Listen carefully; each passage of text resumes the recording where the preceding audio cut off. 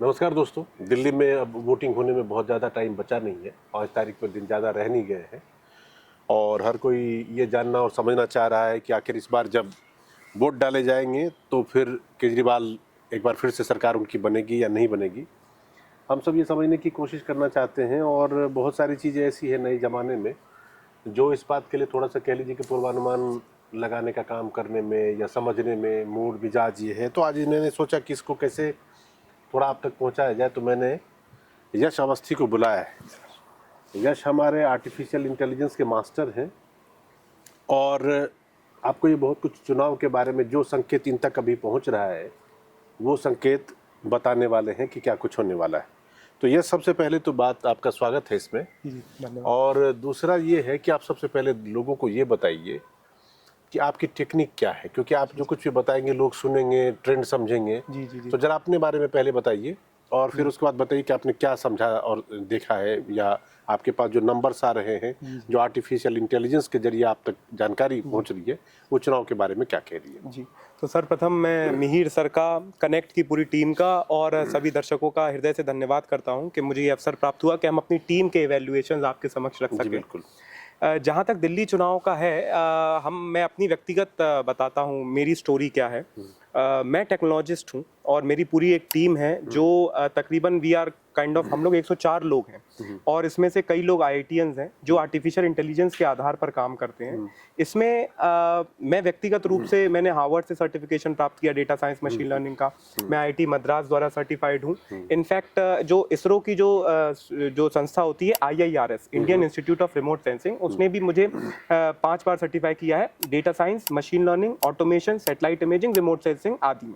ठीक है।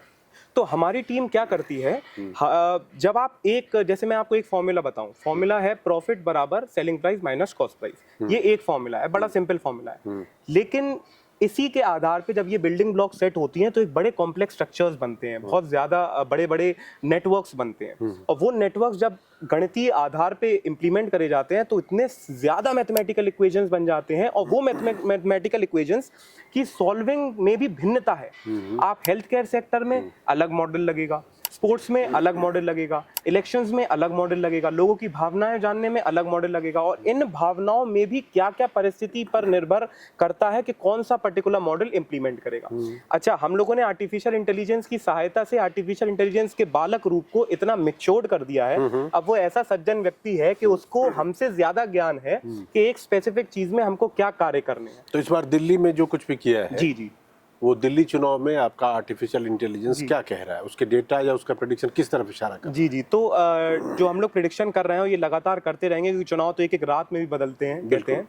तो अभी जो वर्तमान में हम लोगों को लग रहा है वो यह है, जितना भी हम लोगों ने डेटा एवेल्युएट किया उसमें बीजेपी ने बहुत बड़ा गैप क्लोज इन किया है, बहुत बड़ा गैप को पाटा है। अच्छा। जब हम लोग उसको इवेल्युएट करेंगे तो पता चलेगा कि आम आदमी पार्टी अभी भी स्नीक थ्रू कर रही है, अभी भी निकल रही है। अच्छा। लेकिन कहीं ना कहीं जो अंतर था वो इतना सिग्निफिकेंटली डिक्रीज हुआ है और बीजेपी इतना करीब पहुंची है कि ये अंतिम जो 2-4 दिन रह गए हैं यही निर्धारक मानक तय करेगा कि भाई आगे जाके आने वाले 8 तारीख को हम लोग क्या रिजल्ट देखते हैं। और जो ये चीजें हुई हैं उसमें क्या हुआ है, आम आदमी पार्टी अभी भी इतनी जायंट एलिफेंट है कि वो एलिफेंट को आप आसानी से बैठा नहीं सकते हैं दिल्ली में। मतलब आप ये कह रहे हो कि अभी जो आपके पास आर्टिफिशियल इंटेलिजेंस के जरिए जो डेटा, जो रुझान, जो ट्रेंड आ रहे हैं, वो ये बता रहे हैं कि आम आदमी पार्टी तो बड़ा जायंट है ही, लेकिन बीजेपी के साथ उसका जो गैप था, वो बीजेपी ने गैप को बहुत हद तक भरने की कोशिश की और उसकी तरफ वो आगे बढ़। बिल्कुल सही बात। यानी कि आप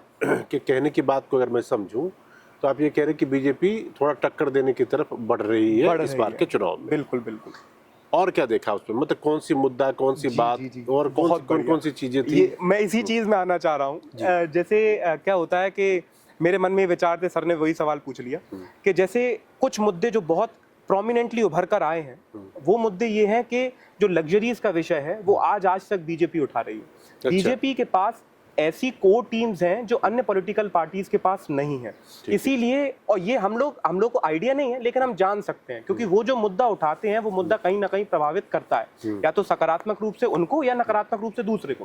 तो उन्होंने जो लग्जरीज का मुद्दा उठाया है, ये इसने कहीं ना कहीं लोगों के मन में थोड़ा सा लोग विचलित हुए हैं। मतलब केजरीवाल के घर का जो मामला था, जी करेक्ट, सिर्फ घर का ही नहीं, अपितु जो इन्होंने जो एक्सपेंड करी है पार्टी, वो एक्सपेंशन सब लोग करते हैं, लेकिन उस एक्सपेंशन में जो फ्लॉज होते हैं कि आपने गोवा में इतना पैसे कैसे लगा दिए, तो आप और इनके बड़े बड़े प्रोमिनेंट लीडर सब जेल जाके आए हैं। तो भाई लोग ये जान रहे हैं, जो हमारा आर्टिफिशियल इंटेलिजेंस बता रहा है, कि केजरीवाल अभी भी स्वच्छ हैं, लेकिन कहीं ना कहीं लोगों के मन में ये बीज उत्पन्न हो चुका है कि दाल में कुछ काला है। और उस बीज का लाभ बीजेपी ने उठाया है, क्योंकि केजरीवाल एक उतने ही बड़े फैक्टर हैं जितनी ममता दीदी हैं वेस्ट बंगाल में। इसीलिए आप उनको इतना ज्यादा पार्ट नहीं सकते, अपेक्षा नहीं कर सकते कि केजरीवाल पूरी तरीके से बैठ जाएंगे, लेकिन इतनी अपेक्षा कर सकते हैं कि इस बार केजरीवाल जी का जो कंपटीशन होगा वो बड़ा टफ होगा। और जितनी जितनी आगे बढ़ते हैं तो उसमें कुछ फैक्टर जैसे अल्कोहल का आता है, अल्कोहल कंजम्पशन आता है, और शराब नीति जो थी, एक्साइज नीति, जी, और करप्शन के साथ साथ जब आप लग्जरीज के साथ साथ आप जब बात करते हैं तो अनफुलफिल्ड प्रोमिसेस एक प्रोमिनेंट फैक्टर था, जैसे यमुना नदी का साफ ना होना। ये इतनी मात्रा में उठा लिए जाते हैं, इतनी मात्रा में एडवर्टाइज इनको कर दिया जाता है कि ये फैक्टर लोगों के मन में पहुंच जाते हैं, इससे लोगों की भावनाएं प्रभावित होती हैं। आप ये बताइए कि आपके आर्टिफिशियल इंटेलिजेंस में जो 3 मुद्दे, 3 को भी हम हटा देते, जो 2 मुद्दे आपको लगता है कि जनता की निगाह में, जनता के सोचने के हिसाब से दिमाग में सबसे ज्यादा चला है, वो 2 मुद्दे कौन से हैं?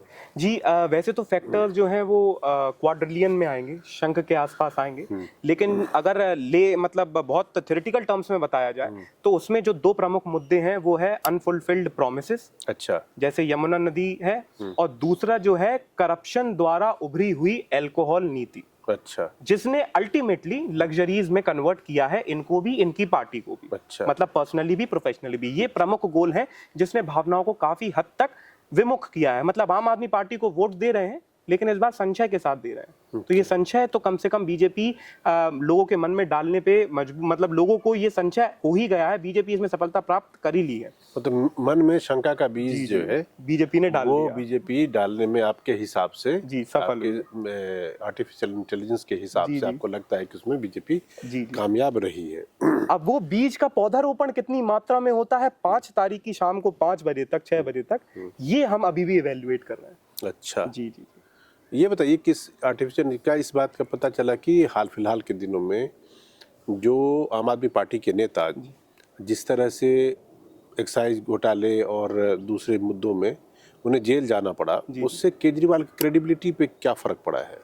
जी, तो ये भी एक बहुत अद्भुत सवाल है। मैं जनता को बताना चाहता हूँ, हम लोग फेस वैल्यू भी नापते हैं। फेस वैल्यू में क्या होता है, आपकी व्यक्तिगत छवि क्या है। Modi factor is a kind of, ये फेस वैल्यू है हम लोगों की डेटा साइंस की भाषा में। तो फेस वैल्यू में काफी हद तक प्रभावित हुआ है। जो आम आदमी पार्टी अभी भी स्टैंड कर रही है वो केजरीवाल के फेस पर कर रही है। बीजेपी के पास दिल्ली राज्य में उनके लेवल का स्टेट फेस नहीं है, स्टेट लीडर फेस नहीं है। तो बीजेपी ने वही फॉर्मूला अपनाया है जो उन्होंने मध्य प्रदेश में अपनाया था, राजस्थान में अपनाया था, जिसमें और यहाँ तक कि छत्तीसगढ़ में भी अपनाया था कि चेहरा मैं हूँ, मुझे वोट दीजिए, मैं सिलेक्ट एक ऐसे व्यक्ति को करूंगा जो मेरे हिसाब से ही मेरी हम पार्टी की नीति इंप्लीमेंट करेगा।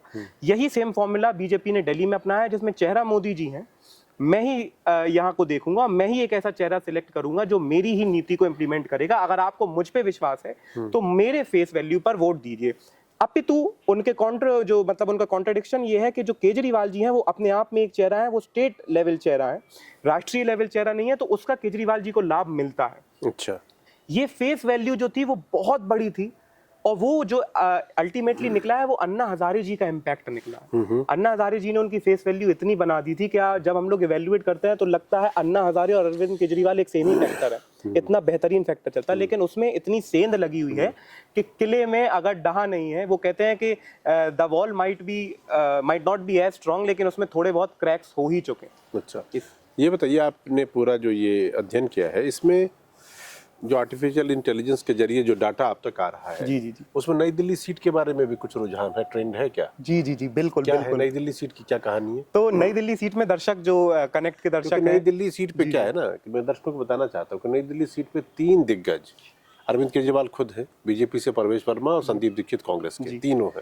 हैं। तो इसीलिए मामला जो है, मुकाबला जो है, वो आप उम्मीद कर सकते हैं कि दिलचस्प हो सकता है। तो जरा उसके बारे में बताइए। जी, तो नई दिल्ली सीट का मैं लोगों को बताना चाहता हूँ। नई दिल्ली सीट में पिछली बार 1,46,000 के आसपास वोटर्स थे, जो 2020 में चुनाव हुआ था। बिल्कुल। इस बार 1,90,000 के आसपास वोटर्स हैं। अच्छा। हम लोगों को जातिगत जो है गणना इतनी क्लियर नहीं रहती है, लेकिन हम लोग अपने आर्टिफिशियल इंटेलिजेंस की सहायता से ये आकलन कर लेते हैं कि कितनी संभावित पर्टिकुलर जाति हो सकती है या धर्म के लोग हो सकते हैं। तो अब जो उसका मेन फैक्टर है नई दिल्ली सीट का, वो यह है कि नई दिल्ली से सीट में 1,90,000 लोगों में जो निर्धारक होंगे नई दिल्ली से कौन जीतता है, वो होंगे धोबी जाति के और वाल्मीकि जाति के। अच्छा। दर्शकों को मैं यह भी बताना चाहता हूं कि पूरे 1,90,000 वोटर्स में वाल्मीकि जाति के तकरीबन 20,000 वोटर्स हैं और धोबी जाति के तकरीबन 15,000 वोटर्स अच्छा। हैं। तो ये 35,000 निर्धारक मानक हैं, ये आपको निर्धारित करेंगे कि नई दिल्ली से कौन जीतता है। अच्छा, यहाँ से जो जीतता है वो सीएम बनता आया है। पहले यहाँ शीला दीक्षित जी जीती थी,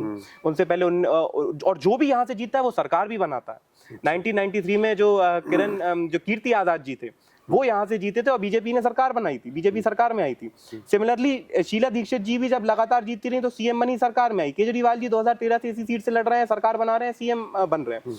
इस बार उतना आसान नहीं है केजरीवाल जी के लिए। उसका कारण ये है कि जो वाल्मीकि जाति है, जो तकरीबन 35,000 हिस्सा है, वो अगर हम लोग मैथमेटिकली देखें तो 19.7 के आसपास % वोट है जो फ्लक्चुएटेड है। अच्छा। उसमें से काफी हिस्सा जो है वो परवेश वर्मा जी को जा रहा है। दोनों लोग जो हैं वो सीएम के पुत्र हैं, तो वो जो वो शक्ति रहती है वो उनके पास है, सभी प्रकार की एडवर्टाइजिंग की और टीम की। लेकिन कहीं ना कहीं केजरीवाल अभी भी स्नीक थ्रू करेंगे, आसानी से स्नीक थ्रू नहीं कर पाएंगे। जैसे वो 61% वोट से जीते थे पिछली बार, 63-64% से वोट से जीते थे उससे पहले। केजरीवाल जी को लगभग 50,000 के आसपास वहाँ पे वोट मिलते रहे, दूसरे कैंडिडेट को 20% मतलब 20,000 के आसपास। जी जी जी। तो अभी हमारा अनुमान आज की तारीख में ये कह रहा है कि केजरीवाल जी जो है वो 61, 62, 63, 64% वोट तो हासिल नहीं करेंगे, लेकिन कहीं ना कहीं 50% से थोड़ा अधिक या हल्का सा टिल्ट करते हुए वोट प्रतिशत हासिल कर लेंगे। और उसका जो गैप रहेगा वो गैप जो है सीधे सीधे बीजेपी को मिलेगा। कांग्रेस का यहाँ पर स्थान उतना है नहीं जितना हम लोगों के इवैल्यूएशन में निकला है।